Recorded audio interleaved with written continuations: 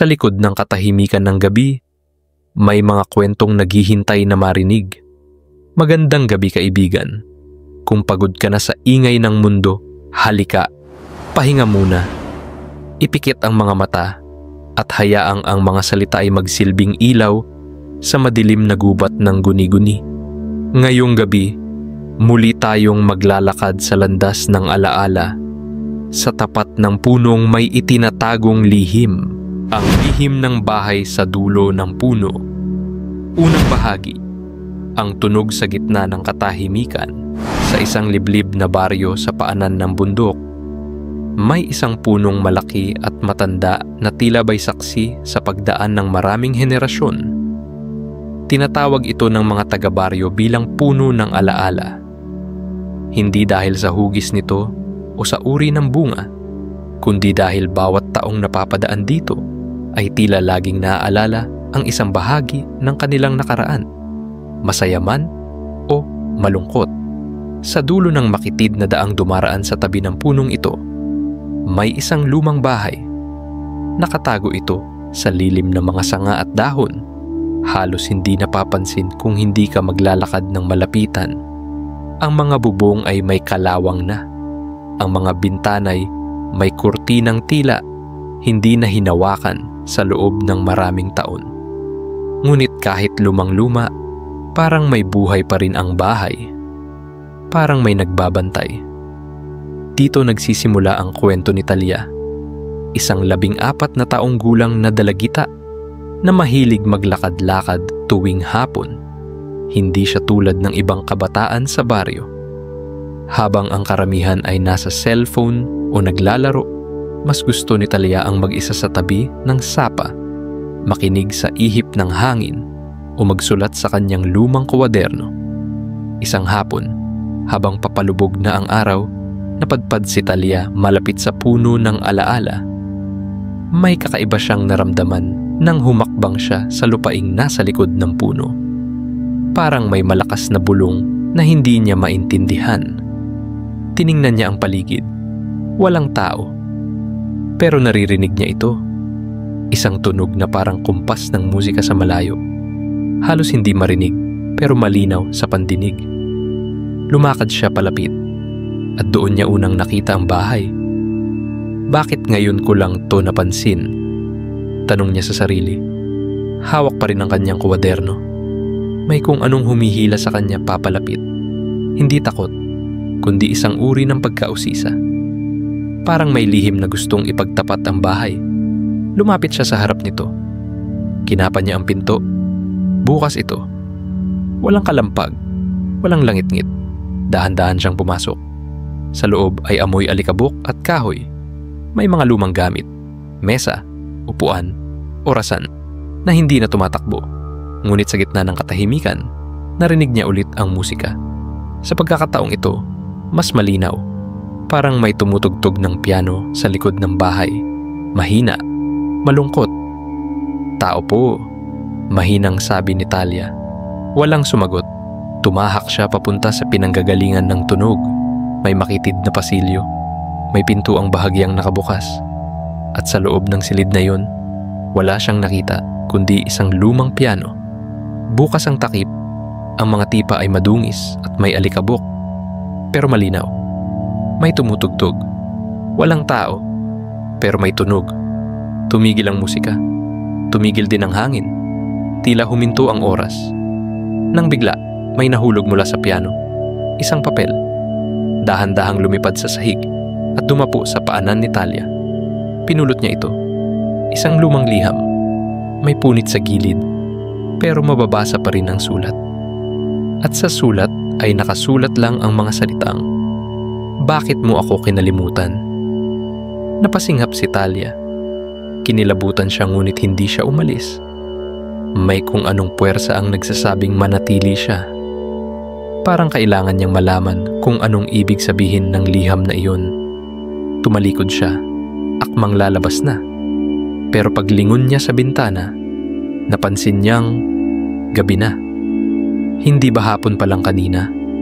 Bulong niya sa sarili. Lumabas siya ng bahay. Ang daan na dinaanan niya papunta rito ay tila nag-iba ng anyo. Hindi na ito ang dating daang alam niya. Ang puno sa labas ay naroon pa rin, pero ang mga dahon nito'y kulay pilak na. At ang paligid ay tila lumang larawan, kupas, malamlam, at parang panaginip. Hawak pa rin ni Talia ang liham, at sa sulok ng kanyang mata, may aninong gumalaw sa itaas ng hagdanan ng bahay. Isang batang babae, kasing edad niya, nakatayo lang, nakatitig sa kanya. Pagkurap niya, wala na ito. Mabilis ang tibok ng puso ni Talia, pero hindi siya tumakbo. Sa halip, tumingin siya muli sa liham. Bakit mo ako kinalimutan? At doon nagsimula ang unang gabi ng kanyang pakikipagsapalaran sa lihim ng bahay sa dulo ng puno. Isang lihim na tila bahagi rin ng kanyang nakaraan. Pangalawang bahagi ang batang nakita sa hagdanan. Hindi agad nakagalaw si Talia. Nakatingin pa rin siya sa hagdanan kung saan niya nakita ang batang babae. Wala na ito, pero nanatili ang pakiramdam na hindi siya nag-iisa. Tahimik ang paligid. Wala ni huni ng ibon o ihip ng hangin. Ang liwanag ng buwan ay lumulusot sa mga siwang ng bubong, at tila ba ito lang ang nagsasabing totoo pa ang lahat ng nangyayari. Dahan-dahan siyang humakbang paalis sa bahay, pero may narinig siyang kaluskos sa taas. Tila may paa na lumakad sa lumang kahoy na sahig. Maingat, mabagal. Parang ayaw magising ang isang natutulog na bagay. Hindi na napigilan ni Talia ang sarili. Bumalik siya sa loob. Hindi takot ang nararamdaman niya, kundi isang matinding pagkamausisa. Gusto niyang malaman kung sino ang batang nakita niya o kung bakit siya nakakita ng ganun. Ang mga hakbang niya ay marahan, maingat sa bawat tunog ng kahoy na sahig. Ang hangin sa loob ay mas malamig ngayon, at ang bawat paghinga niya ay tila may bigat. Nang marating niya ang paanan ng hagdan, napansin niyang may bagong papel sa unang baitang. Parang iniwang sadya. Pinulot niya ito. "Umakyat ka. Ako'y naghihintay." Isang simpleng mensahe, sulat kamay, may mabining tiklop.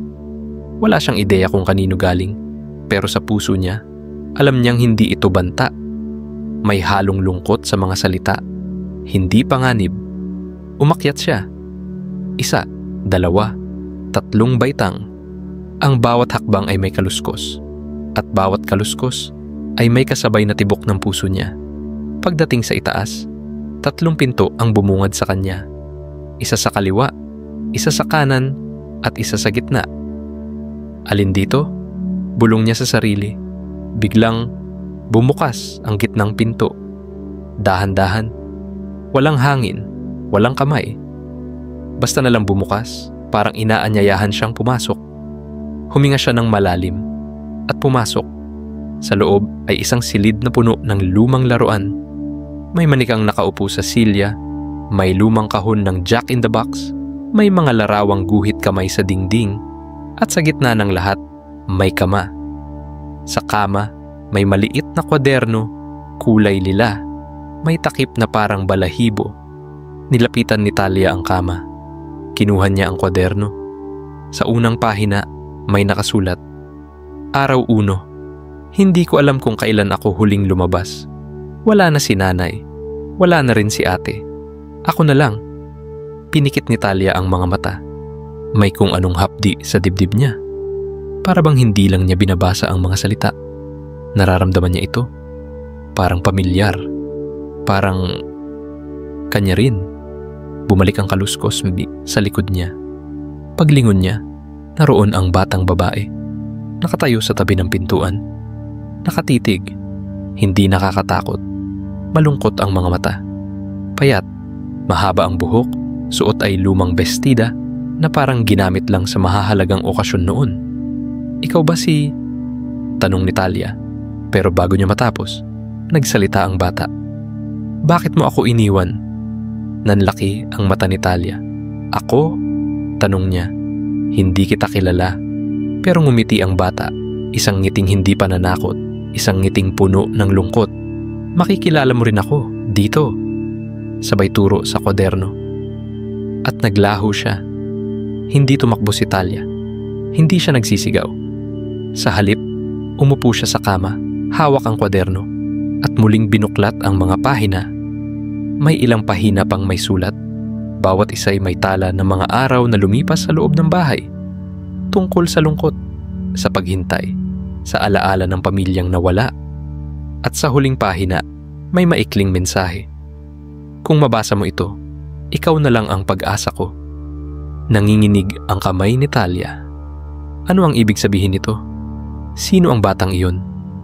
At anong koneksyon niya sa lumang bahay na ito? Doon nagsimulang bumalik ang alaala. Ang bahay na ito, parang dati na siyang nakatuntong dito. Mayroong isang larawan sa pader na ngayon lang niya napansin. Isa itong lumang litrato. May 3 batang babae, masaya, magkakapatid. At ang bunso sa kanila ay may kwaderno sa kamay. Ang kwadernong hawak niya ngayon. Hindi niya alam kung panaginip ba ito o alaala. Pero isang bagay ang malinaw. Hindi tapos ang kwentong ito. Tumayo siya. Ibinalik ang kwaderno sa kama at dahan-dahang lumabas ng silid. Sa kanyang pagbaba ng hagdan, may kakaibang katahimikan. Hindi nakakabingi, kundi payapa. Parang may tinanggap siyang paanyaya. Paglabas niya sa bahay, nakita niya ang puno. Luma pa rin, matanda pa rin. Pero may bagong ukit sa katawan nito. Salamat sa pagbabalik, Talia. Pangatlong bahagi, ang puno ng alaala. Tahimik ang gabi. Tahimik sa paraang hindi nakakatakot, kundi parang may isang matagal nang iniwang kwento na ngayon ay unti-unting bumubulong muli. Si Talia ay muling tumayo sa lilim ng puno ng alaala. Hindi niya maipaliwanag, pero para bang mas malinaw na ang lahat sa paligid.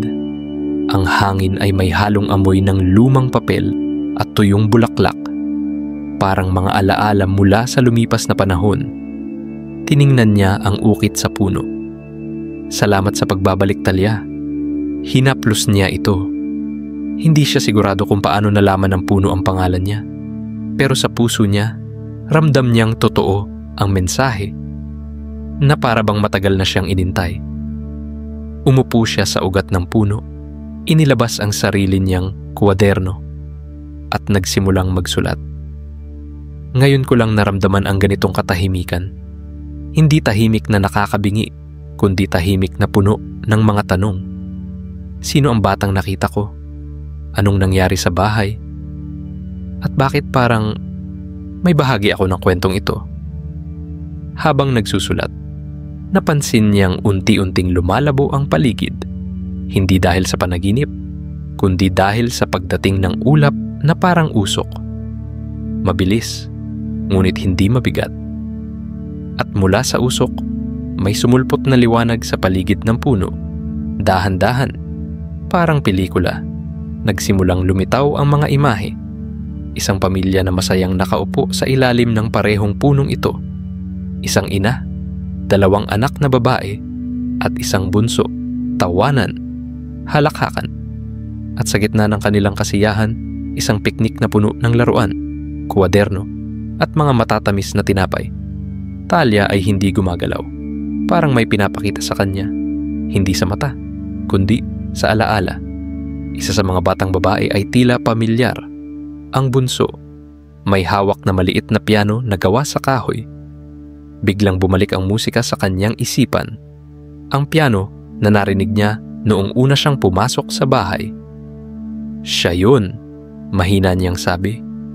Sa sandaling iyon, ang liwanag ay biglang nawala.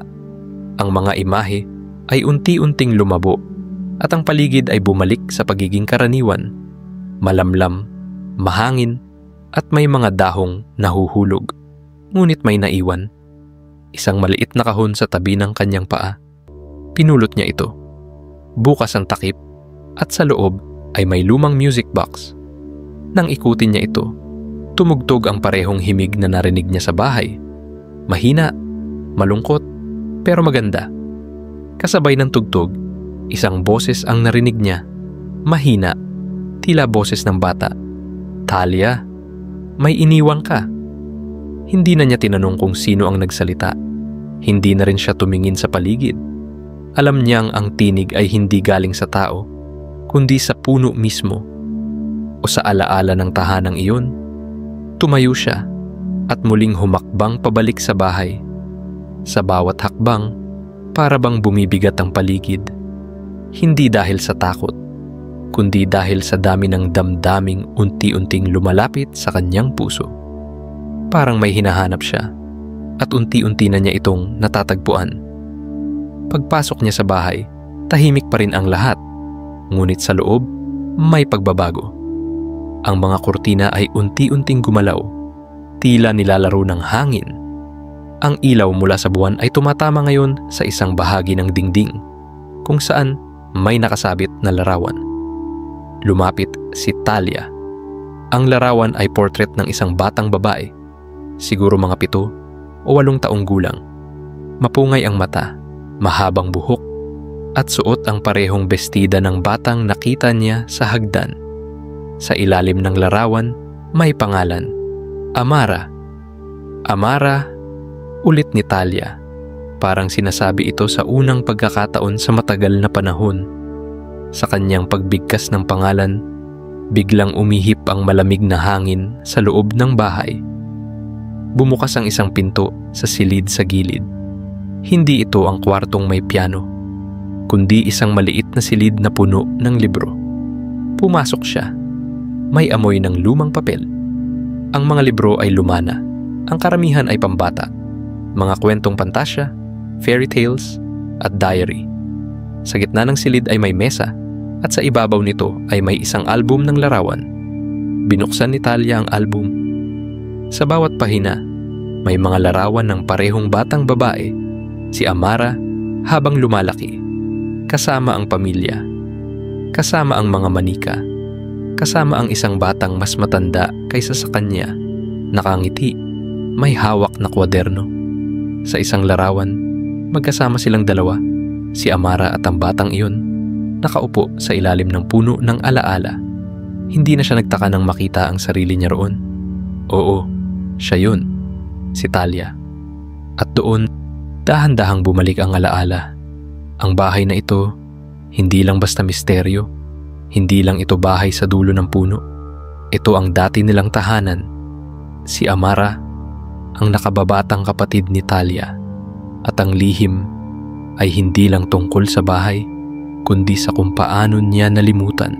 Pang-apat na bahagi, ang nakalimutang pangako.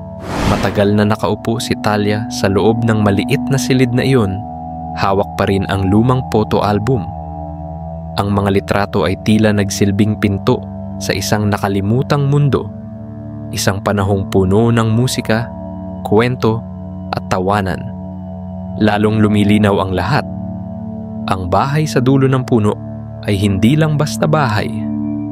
Dito sila lumaki ni Amara. Dito rin nila ginugol ang mga tag-araw na naglalaro ng imahinasyon. Ang paborito nilang laro, kung saan sila'y prinsesa, mga ngaso, o mga diwata ng gubat. At sa ilalim ng puno ng alaala, palagi silang nagkukwentuhan, nagsusulat, at nangangakong hinding-hindi mag-iiwanan. Ngunit, iniwan niya si Amara. Hindi sinasadya, hindi sa kagustuhan, pero iniwan pa rin. Tumulo ang luha ni Talia habang isinasara ang album. Sa likod nito, may isang pahina na tila nakadikit. Maingat niya itong binuklat, at sa likod ay may sulat na isinulat sa mapusyaw na lilang tinta. Sulat kamay ng isang bata. Ate Talia, sabi mo babalikan mo ako. Sabi mo hihintayin mo ako sa ilalim ng puno. Pero isang araw, bigla na lang kayong nawala ni Mama. Ang tagal ko nang naghihintay. Sana isang araw, bumalik ka para matapos na ang kwento natin. Amara, humikbi si Talia. Parang may sumasakal sa dibdib niya. Mula sa pinakailalim ng puso, may kirot na hindi niya kayang pangalanan. Gusto niyang sumigaw, pero walang boses na lumalabas.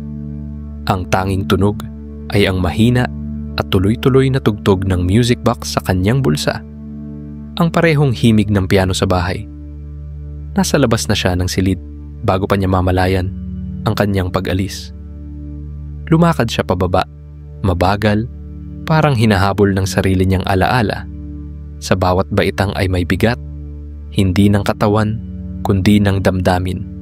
Sa kanyang paglabas ng bahay, ang hangin ay tila mas mainit, mas magaan. Tumingala siya sa puno. Muli niyang nakita ang ukit. Salamat sa pagbabalik, Talia. At sa ibaba ng dating ukit, may bago. Natandaan mo na. Napakapit siya sa dibdib niya. Oo, natandaan na niya. Pero may kulang pa. Hindi sapat ang alaala. Kailangan niyang tuparin ang isang bagay. Isang pangakong matagal nang binitiwan. Hintayin mo ako sa ilalim ng puno. Muli siyang umupo sa lilim ng puno. Ngayon ay may kasamang panata.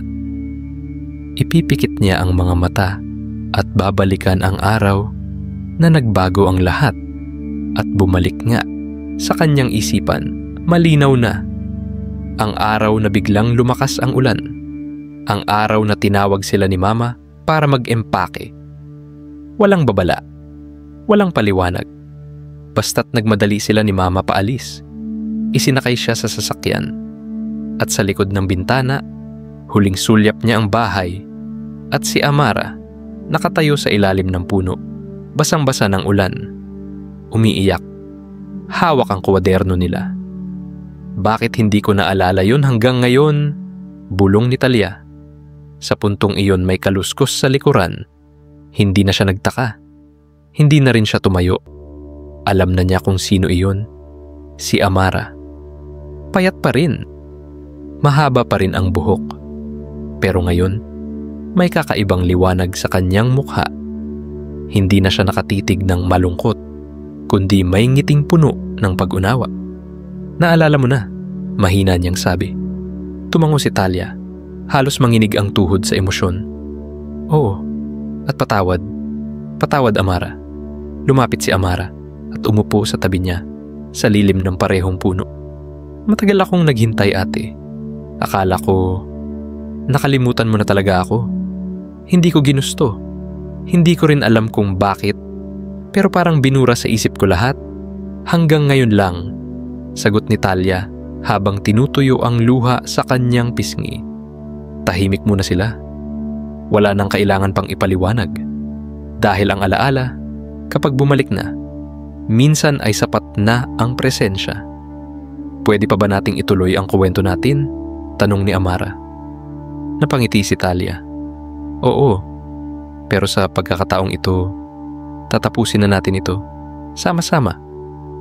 Mula sa bulsa niya, inilabas ni Talia ang sariling kwaderno. Ang bagong kwaderno na dala niya sa lahat ng lakad.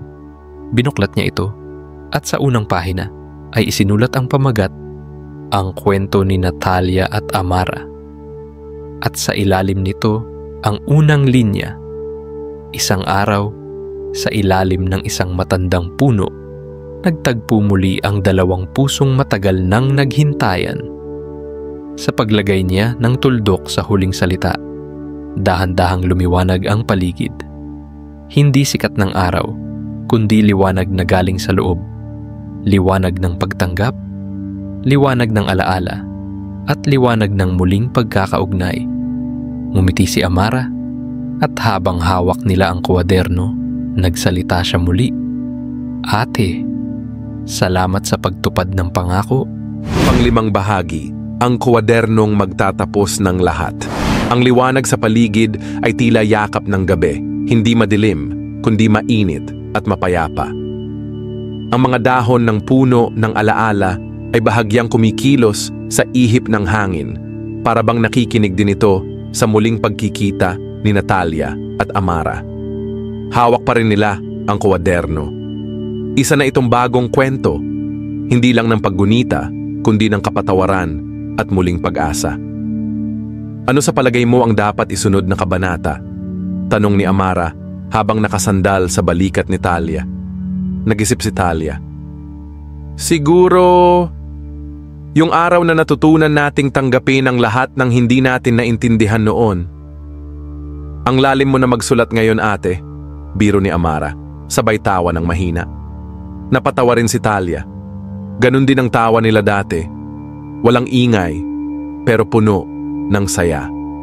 Hindi nga lang niya inakalang maririnig niya itong muli. Tumigil ang hangin at parang isinabay sa sandaling iyon ang pagbukas ng ulap sa langit. Sumilip ang mga bituin at isa sa kanila ang tila gumuhit sa kalangitan. Isang shooting star na mabilis pero malinaw. Make a wish, sabay nilang sabi. Sabay din silang natahimik. Hindi nila kailangang sabihin kung ano ang hiling ng bawat isa.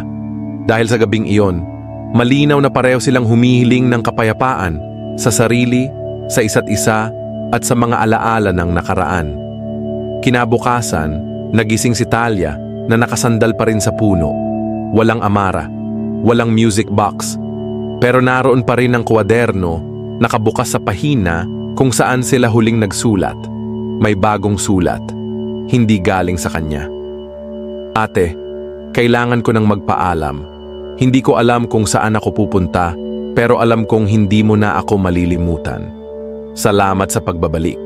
Salamat sa pagmamahal. Simulan mo na ang bagong kwento mo. Amara. Napapikit si Talia.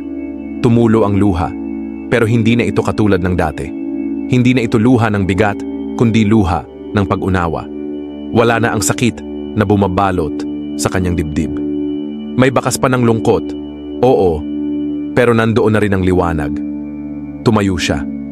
Tiningnan ang bahay na ngayon ay tila mas luma, mas tahimik, pero hindi na nakakabagabag. Para bang natapos na ang misyon ng lugar na ito. Para bang ang buong bahay ay huminga ng malalim na buntong hininga at nagpaalam. Naglakad siya palayo, hawak ang kwaderno. Sa bawat hakbang, naramdaman niya ang unti-unting pagbabalik ng mundo sa dati. Ang tunog ng mga ibon, ang amoy ng damo, at ang liwanag ng araw na sumisilip sa pagitan ng mga sanga. Pagdating sa paanan ng bundok, nakita niya si Lola Celia, ang matandang kapitbahay na kilala sa baryo bilang tagapangalaga ng mga lumang kwento. Nakita mo ulit ang bahay? Ano? Tanong ni Lola Celia. Nakangiti. Napahinto si Talia. Alam mo? Tumango si Lola. Ang bahay sa dulo ng puno ay hindi nakikita ng kahit sino. Tanging yung may dala ng alaala lang ang makakapasok. Matagal na naming alam na babalik ka rin doon. Napakunot ang noo ni Talia. Paanong hindi mo kailangang intindihin lahat? Basta tandaan mo, may mga bahay na hindi lang gawa sa kahoy at pako. Minsan, gawa rin sila sa damdamin, sa alaala, sa pangakong iniwan. Kapag natupad na ang pangakong iyon, saka lang sila tuluyang nagpapahinga. Tahimik si Talia. Hawak pa rin ang kwaderno. Lola, tanong niya, sa tingin mo, pwede bang simulan ko ulit ang pagsusulat? Yung mga kwento na iniwan namin dati? Ngumiti si Lola Celia. Hindi lang pwede. Kailangan paglipas ng mga araw, muling bumalik si Talia sa kanyang buhay sa baryo. Pero hindi na siya gaya ng dati. Mas bukas na ang kanyang mata sa mga bagay na tahimik. Mas bukas ang kanyang puso sa mga kwentong pilit nagpaparamdam. Isang hapon, naupo siya sa ilalim ng bagong punong itinanim niya malapit sa bahay nila. Binuksan niya ang kwaderno at sa bagong pahina, isinulat niya. Para sa mga kwentong nawala at muling natagpuan. At sa likod ng pahinang iyon, gumuhit siya ng 2 batang babae na magkahawak kamay sa ilalim ng punong may ugat na hugis puso. Hindi niya alam kung kailan niya muling makikita si Amara. Marahil hindi na. Marahil sa panaginip. Pero sapat na alam niyang hindi na siya mawawala. Sa paglipas ng hangin, narinig niyang muli ang pamilyar na himig. Mahina, kalmado, at puno ng alaala. At habang lumulubog ang araw, isang pahina ng kwento ang muling isinulat. Pang-6 na bahagi, mga tunay na tahanan, magpapatuloy ang paghilom, may bagong direksyon, at marahang pagtanggap sa hinaharap. Nang makapasok si Talia sa loob ng mahiwagang bahay, agad siyang sinalubong ng malamlam na liwanag na tila sumasayaw sa hangin. Ang mga ilaw ay parang alitap-tap, nagsasayawan, umiikot, ngunit hindi kailanman lumalayo sa kanya. Para silang gumagabay sa bawat hakbang niya. Tahimik ang buong paligid, ngunit hindi ito nakakakilabot. Sa halip, may kakaibang kapayapaan na bumalot sa puso ni Talia, para bang muling niyayakap ng alaala ng isang panaginip na matagal nang kinalimutan. Pagdaan niya sa isang mahabang pasilyo na puno ng mga lumang larawan, tumigil siya sa isang frame na may kakatuwang tanawin, isang batang babae na nakatayo sa ilalim ng parehong punong kahoy na nasa labas ng bahay. Hawak-hawak nito ang isang maliit na kahon na may nakaukit na araw at buwan. Parang ako, bulong ni Talia. Habang nakatitig siya sa larawan, biglang nagbukas ang pinto sa dulo ng pasilyo. Isang banayad na tunog ng kampana ang narinig at parang may nag-anyaya sa kanyang pumasok. Dahan-dahan siyang lumapit. Pagpasok niya, isang maliit na silid ang bumungad sa kanya, puno ng mga lumang libro, bote ng iba't ibang kulay at mga kagamitan na para bang galing sa ibang panahon. Sa gitna ng silid, may isang matandang babae na nakaupo, nakayuko sa isang makinilya. Matagal ka naming hinintay, Talia, wika ng matanda, hindi man lang tumingin. Ang boses nito'y mahina, ngunit malinaw at puno ng kabatiran. Nanlaki ang mata ni Talia. Paano niyo po nalaman ang pangalan ko? Ngumiti ang matanda at tumingin sa kanya. Ito ang bahay ng mga gunita. At ikaw, apo ng tagapangalaga, ay dapat nang mamulat sa katotohanan. Lumapit si Talia, dala pa rin ang kahong iniwan ni Lola Amparing. Inilagay niya ito sa ibabaw ng mesa. Lola Amparing, siya po ang nagbigay nito. Bago siya tuluyang nagpahinga. Tahimik ang matanda. Kinuha niya ang kahon at hinaplos ito na para bang muling nakikita ang isang lumang kaibigan. Ang kahon ng mga alaala. Sa loob nito, nakatago ang huling sikreto ng punong ito at ng iyong pamilya. Tumingin si Talia sa paligid. Ano po bang meron sa bahay na ito? At bakit ako? Tumayo ang matanda at lumapit sa isang malaking salamin sa dingding. Sa unang tingin, karaniwan lang ito, ngunit nang mapalapit si Talia, nakita niya ang sarili, hindi bilang batang babae, kundi bilang isang mas matanda na kasuot ng kakaibang kasuotan, may hawak na kaparehong kahon. Ang bahay na ito ay hindi basta bahay. Isa itong tagapag-ingat ng oras, ng mga lihim at ng mga alaala. At ikaw, Talia, ay isinilang upang gisingin ang nakalimutang kapangyarihan ng inyong lahi. Kapangyarihan? Hindi tulad ng iniisip ng iba. Hindi ito mahika na bumubuga ng apoy o nagpapalipad ng bagay. Ang kapangyarihan ninyo ay ang kakayahang makaalala at ipasa ang alaala sa mga susunod na salinlahi. Kayo ang tagapangalaga ng mga kwento ng mundo. Napatigil si Talia. Ang mga salitang naririnig niya ay parang hindi totoo, ngunit sa puso niya, may bahagi na nagsasabing matagal na niyang alam ito. Paano ko po magagawa yon? Tinuro ng matanda ang kahon. Sa loob niyan ay isang paanyaya. Kapag binuksan mo ito, magsisimula na ang iyong paglalakbay. Nanginginig ang kamay ni Talia habang binubuksan ang kahon. Sa loob nito, may isang lumang papel, isang maliit na susi, at isang bulaklak na tila hindi nalalanta. Kinuha niya ang papel at binasa. Sa pagbukas ng pinto ng alaala, muling isisilang ang diwa ng nakaraan. Tagapangalaga, ikaw ay handa na. Sa sandaling iyon, kumislap ang bulaklak at sumingaw sa hangin na parang alikabok ng bituin. Lumiwanag ang buong silid. Ang mga libro ay biglang bumukas at ang mga pahinay lumilipad sa paligid. Ngayon, sabi ng matanda, Ikaw na ang bahala. Ako'y magpapaalam na. Bago pa makapagtanong si Talia, unti-unting naglaho ang matanda, para bang usok na tinangay ng hangin. Naiwan siya sa gitna ng silid, hawak ang papel, ang susi, at ang bagong simula. Sa sulok ng silid, may maliit na pintuang kahoy na noon ay hindi niya napapansin. Ibinulsa niya ang susi at lumapit. Huminga siya ng malalim. Simula pa lang pala ito, bulong niya sa sarili. At dahan-dahan niyang pinihit ang seradura, pang-pitong bahagi. Ang kwarto ng mga gunita. Pagpasok ni Talia sa ikatlong pinto ng bahay, agad siyang sinalubong ng malamig na simoy ng hangin. Hindi tulad ng ibang kwarto na parang mahigpit ang hawak ng nakaraan, ito ay tila bukas sa pag-alala. Ang mga kurtina ay dahan-dahang sumasayaw kahit walang bintana na bukas. At sa bawat hakbang niya, parang may musika sa hangin, isang himig na pamilyar, ngunit matagal nang hindi niya naririnig. Sa gitna ng silid, may lumang rocking chair. Umuugoy ito na para bang may nakaupo, ngunit wala namang tao. Sa tabi nito ay may mesa at sa ibabaw ay nakapatong ang isang photo album. Tumigil si Talia.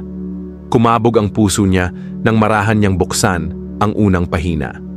Larawan iyon ng isang batang babae. Nakangiti habang hawak ang kamay ng isang matandang babae. Ang background ay malinaw.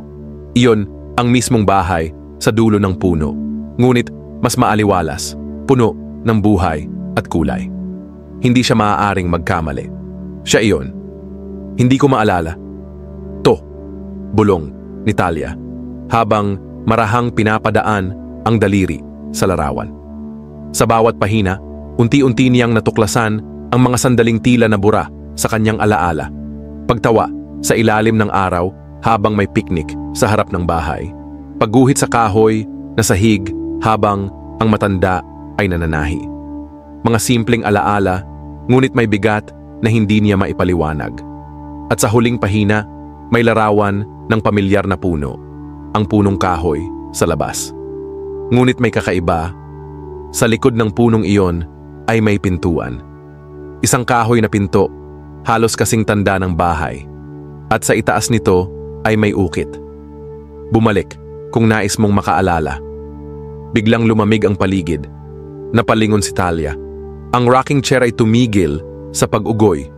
Mula sa isang sulok, lumitaw ang anino ng isang babae. Tila usok na nabuo sa anyo ng tao. Hindi ito nakakatakot, kundi mapayapa, mapagmatsyag. Hindi lahat ng alaala ay nawala, sabi ng anino. Ang tinig nito ay mahina, ngunit malinaw, parang bulong ng hangin. Ang bahay na ito ay ginawa para sa iyo, upang maalala mo kung sino ka. Bakit ako nakalimot? Tanong ni Talia. Dahil minsan, ang puso ay nagtatago ng sakit upang tayo'y makapagpatuloy. Ngunit dumating na ang panahon na kailangan mong harapin ang nakaraan. Hindi para saktan ka muli, kundi para buuin ka. Sa pagkakarinig ng mga salitang iyon, biglang kumislap ang lahat ng lampara sa silid at lumitaw ang pinto sa loob ng larawan. Ngayon ay naroon na mismo sa likod ng kwarto. Naglalaban ng takot at pagkamausisa kay Talia. Ngunit hindi na siya ang batang natatakot sa dilim. Huminga siya ng malalim at lumapit sa pinto. Sa kanyang paghawak sa doorknob, naramdaman niya ang mainit na enerhiya, parang yakap ng isang matagal nang nawawalang alaala. Pagbukas ng pinto, isang liwanag ang bumalot sa kanya. Hindi nakakasilaw, kundi nakakakalma. At sa loob, nakita niya ang isang mundo, hindi ng misteryo, kundi ng gunita. May hagdang yari sa ugat ng puno, pababa sa isang hardin ng alaala. Sa bawat hakbang, naririnig niya ang tawa ng isang bata, ang huni ng ibon, at ang masayang bulong ng isang matanda. Dumaan siya sa isang arko na gawa sa mga aklat, at doon niya nakita ang sarili. Isang mas batang Talia, nakaupo sa duyan habang nagkukuwento sa isang matanda. Isang eksena ng pagmamahalan, ng karunungan, ng pagbabahagi. Mahal mo siya, bulong ng hangin. Oo, sagot ni Talia, habang ang mga luha ay dahan-dahang lumalapat sa kanyang pisngi. Pero bakit ko siya nakalimutan? Hindi mo siya nakalimutan. Pinili mo lang ipikit ang puso mo sa sakit. Napayuko si Talia. Namatay siya, di ba? Isang marahang ihip ng hangin ang tumango. Oo, ngunit hindi kailanman nawala. Dahil ang mga minahal mo at nagmahal sa'yo ay naninirahan sa puso mo, sa alaala mo, sa mismong himig ng hangin. Sa huling bahagi ng hardin, may isang maliit na kahon na nakapatong sa isang lamesa. Dahan-dahan niya itong binuksan. Laman ng kahon ang isang liham, sulat kamay. Sa papel, mababasa. Mahal kong Talia, kung nababasa mo ito, ibig sabihin ay handa ka ng maalala. Huwag kang matakot sa nakaraan, sapagkat kahit may sakit ito, nandoon din ang pagmamahal. Maging matapang at huwag kalimutang bumalik. Hindi para manatili, kundi para maalala kung sino ka. Sa huli, ang puso mong puno ng alaala ang magiging tahanan mo. Lola na paupo si Talia, napapikit. Matagal siyang nanahimik. At sa gitna ng katahimikan, tinanong niya ang sarili, handa na ba akong bumalik?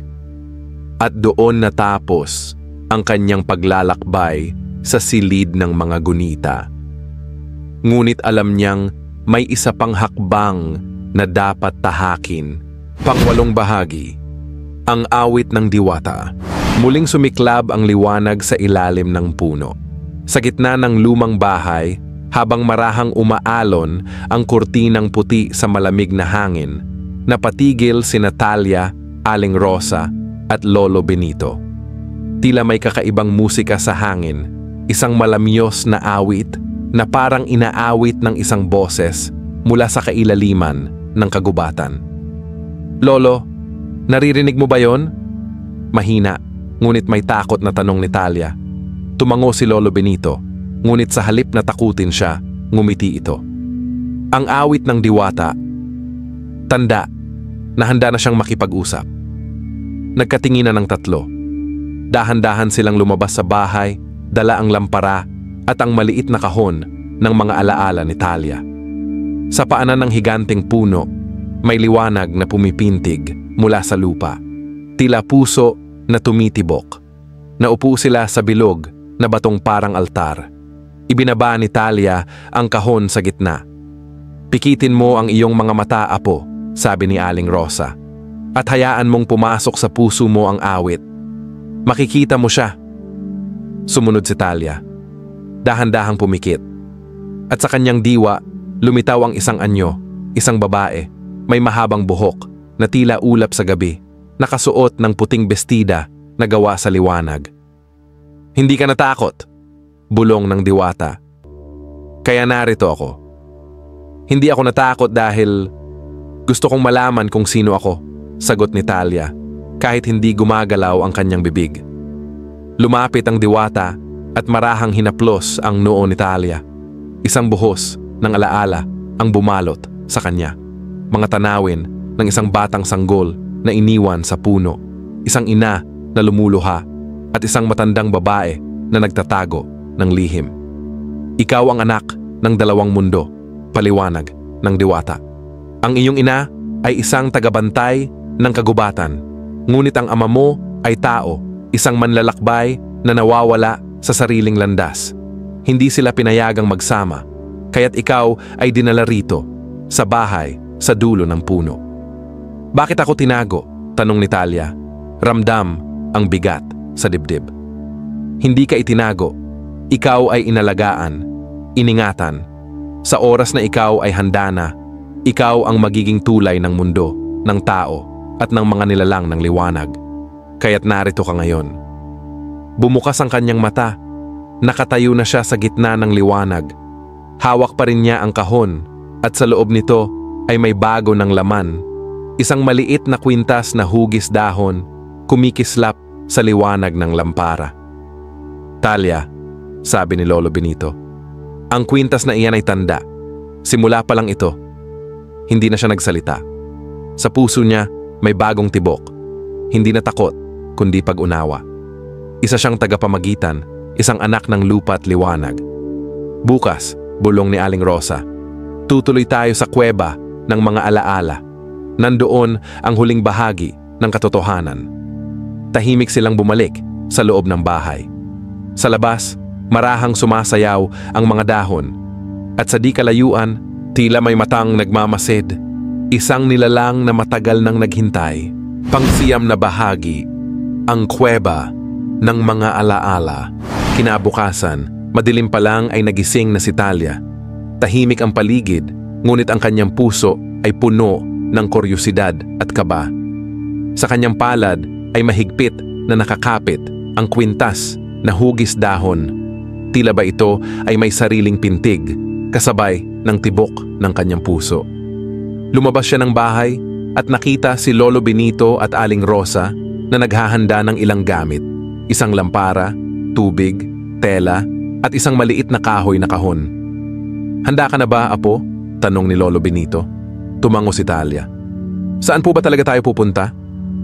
"Sa kuweba, kung saan iniwan ng iyong ina ang mga alaala na hindi niya kayang dalhin. Nandoon ang huling bahagi ng kanyang kwento at nang sayo," sagot ni Aling Rosa habang isinusukbit ang lumang bayong sa kanyang balikat. Lumakad silang tatlo, tahimik, sa ilalim ng malamig na hamog. Sa bawat hakbang nila ay tila may gumagabay, mga paru-parong puti na sumasabay sa kanilang landas, sumisilip mula sa mga dahon. Ilang oras din silang naglakad sa masukal na bahagi ng kagubatan. Hanggang sa huminto si Lolo Benito sa harap ng isang malaking bato na tatakpan ng mga baging. "Narito tayo," bulong niya. Inalis nila ang mga baging at lumitaw ang isang maliit na siwang. Isa itong lagusan, makipot, madilim, ngunit tila may mainit na enerhiya sa loob. Pumasok silang tatlo, dahan-dahan, bit-bit ang lampara. Sa loob, malamig at amoy lupa. Humahalik sa balat ni Talia ang mga patak ng tubig mula sa kisame ng kuweba. Ngunit hindi siya natakot. Sa halip ay naramdaman niyang parang pamilyar ang lugar. Parang may bahaging ng kanyang pagkatao na gising sa unang pagkakataon. Sa pinakaloob, may altar na yari sa batong puti. Sa gitna nito, may inukit na bulaklak na kahawig ng disenyo sa kanyang kwintas. "Ilapag mo ang kwintas, Apo," utos ni Aling Rosa. Ginawa ito ni Talia at bigla na lamang lumaganap ang liwanag mula sa altar. Isang hologram, parang multo ng alaala ang lumitaw. Isa itong babae na may mapagkalingang mukha, may hawig kay Talia. "Inay," mahina niyang sabi, kahit hindi niya alam kung totoo ba ang nararamdaman. Ang babae ay nagsimulang magsalita. Ang tinig ay malamyos at puno ng damdamin. "Talia, anak ko, kung naririnig mo ito, ibig sabihin ay pinili mong hanapin ang katotohanan. Ikaw ay bunga ng pagmamahalan na bawal, ngunit totoo. Ang ama mo ay isang taong galing sa syudad, isang manunulat na nawala sa gubat, at ako'y isang tagabantay ng liwanag. Hindi kami pinayagang magsama, pero pinilit naming panatilihin ka, kahit alam naming hindi magiging madali ang lahat." Huminto ang imahe ng babae at tila tumingin kay Talia. "Patawad kung iniwan kita. Ang tanging paraan para mabuhay ka ay itago ka sa pagitan ng dalawang mundo, sa bahay, sa dulo ng puno. Pinagkatiwala kita kay Aling Rosa at Lolo Benito, sapagkat sila ang nagligtas sa akin noon pa man. Ngayon, nasa iyo na ang lakas at karapatang malaman ang lahat. At higit sa lahat, ikaw lamang ang makapipili ng iyong kinabukasan." Naglaho ang imahe at ang altar ay muling naging tahimik. Walang nagsalita. Hanggang sa lumapit si Talia sa bato at hinaplos ito, marahang bumulong ng, "Salamat, Inay." Naglakad silang tatlo pauwi nang walang imikan. Ngunit may nabago. Hindi na ito katahimikang may tanong, kundi katahimikang may sagot. Pagdating nila sa bahay, inabutan sila ng dapit hapon. Ang liwanag ng araw ay sumisilip sa pagitan ng mga dahon at ang hangin ay may dalang bango ng bagong pag-asa. Bukas, wika ni Lolo Benito, may kailangan tayong pag-usapan. Isang desisyon na ikaw lamang ang pwedeng gawin, Talia. Napatingin si Talia sa kwintas sa kanyang palad at sa puso niyang tahimik na humuhuni. Alam niyang malapit na ang panahong iyon. Pang-10 bahagi. Mga aninong nagbabalik. Sa pagbukas ng pinto, isang malamlam na liwanag ang lumabas mula sa loob ng bahay. Hindi tulad ng dati, hindi na ito mukhang abandonado. Ang dating alikabok ay tila naglaho at ang mga kahoy na sahig ay muling kumikintab sa ilalim ng dilaw na ilaw ng mga parolang nakasabit sa kisame. Parang bumalik sa dati, bulong ni Talia, hawak pa rin ang kwintas. Pumasok ka na, iha, sabi ng matandang boses sa loob ng bahay. Panahon na para malaman mo ang buong katotohanan. Nang makapasok si Talia, tumambad sa kanya ang isang maliit, ngunit maginhawang sala. May lumang piano sa isang sulok, may tinikling na nakasabit sa dingding, at may mga larawan ng isang masayang pamilya. Kasama roon ang batang lalaking nakita niya sa kanyang mga panaginip.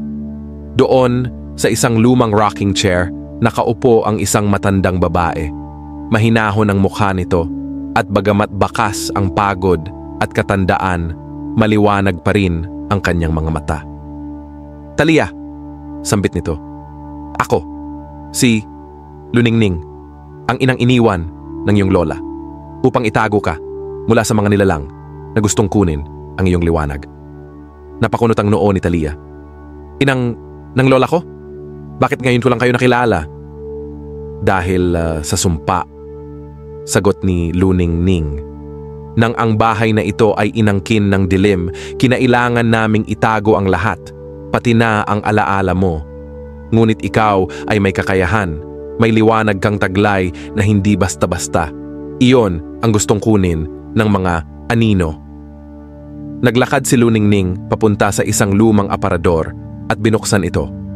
Mula roon, kinuha niya ang isang antigong libro, ang kapareha ng librong nakita ni Talia sa panaginip. Ang kwento mo ay bahagi ng kwento naming lahat. Ang bahay na ito ay hindi lamang tahanan. Isa itong taguan ng mga alaala, ng mga lihim at ng lakas ng ating lahi. Binuklat ni Luningning ang libro. Sa isang pahina, may litrato ni Talia bilang sanggol, karga ng kanyang ina. At sa likod nila, nakatayo si Luningning na mas bata. Ngunit may panganib, dagdag ni Luningning. Habang lumalapit ka sa katotohanan, lumalapit din ang mga anino. Nararamdaman mo ba? Tahimik si Talia ngunit malinaw ang sagot ng kanyang katawan. Bumibigat ang hangin, lumalamig ang paligid. Mula sa bintana, kita nila ang pagdilim ng kagubatan. Tapos na ang kanilang paghihintay, sabi ni Luningning. Babalik sila ngayong gabi upang kuhanin ang bahay at ang liwanag mong taglay. Ano ang dapat kong gawin? Tanong ni Talia, nanginginig ang boses. Basahin mo ang huling pahina ng aklat. Nariyan ang susing magpapalaya sa bahay at sa ating lahat. Dahan-dahang binuklat ni Talia ang huling pahina. Doon may tula. Sa pusod ng ugat ng punong matanda, nakatago ang apoy ng ating alaala. Kung saan nagtatapos ang gabi, doon sisilang muli ang liwanag na wagas. Isa itong gabay, paliwanag ni Luningning.